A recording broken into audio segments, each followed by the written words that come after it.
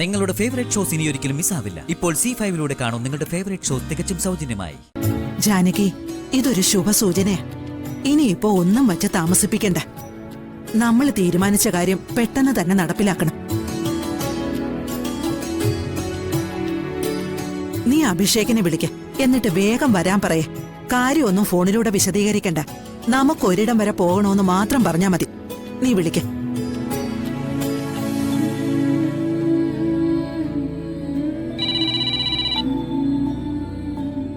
എന്താ വല്യമേ?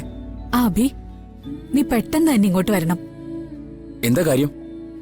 നമുക്ക് അത്യാവശ്യം ഒരിടം വരെ പോകാനാ. നീ വേഗം വാ.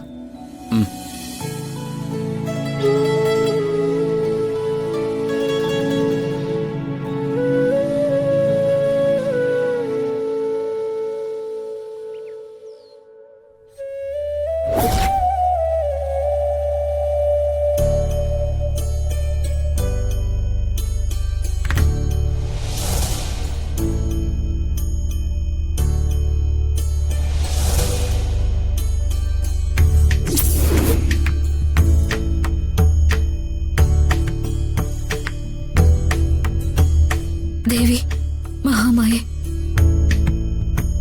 അമ്മ ഞങ്ങളുടെ ദുഃഖങ്ങൾ കാണുന്നില്ലേ?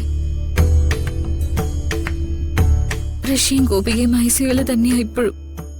അപകടങ്ങൾ അവർ തരണം ചെയ്തു എന്ന് ഡോക്ടർ പറഞ്ഞു. അതിൽ വലിയൊരു ആശ്വാസമുണ്ട്. അതിന് അമ്മയോട് പറഞ്ഞറിയിക്കാനാവാത്ത നന്ദിയുണ്ട്. കോടി പ്രണാമം. പക്ഷെ അവർക്ക് പൂർണ്ണമായും ബോധം തെളിയാതെ, അവരുടെ ആരോഗ്യം പൂർവ്വസ്ഥിതിയിലെത്താതെ ഞങ്ങൾക്കാർക്കും ഒരു സമാധാനവും കിട്ടില്ല. അതുകൊണ്ട് ദേവി, എത്രയും പെട്ടെന്ന് അവരെ പൂർവ്വസ്ഥിതിയിലെത്തിക്കണം. ഞങ്ങളുടെ ഈ ദുഃഖങ്ങളും കഷ്ടപ്പാടുകളും ഒക്കെ മാറ്റിത്തരണം.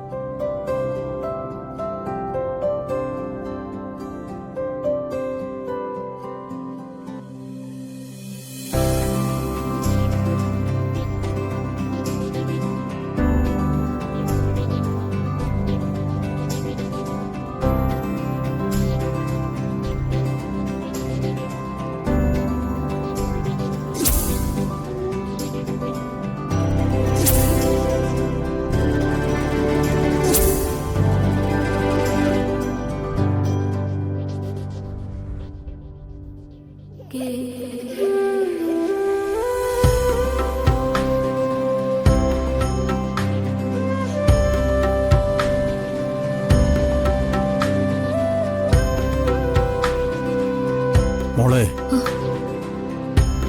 ഈ പൂ വെറുതെ നിന്റെ കൺമുമ്പിൽ വീണതായിരിക്കില്ല.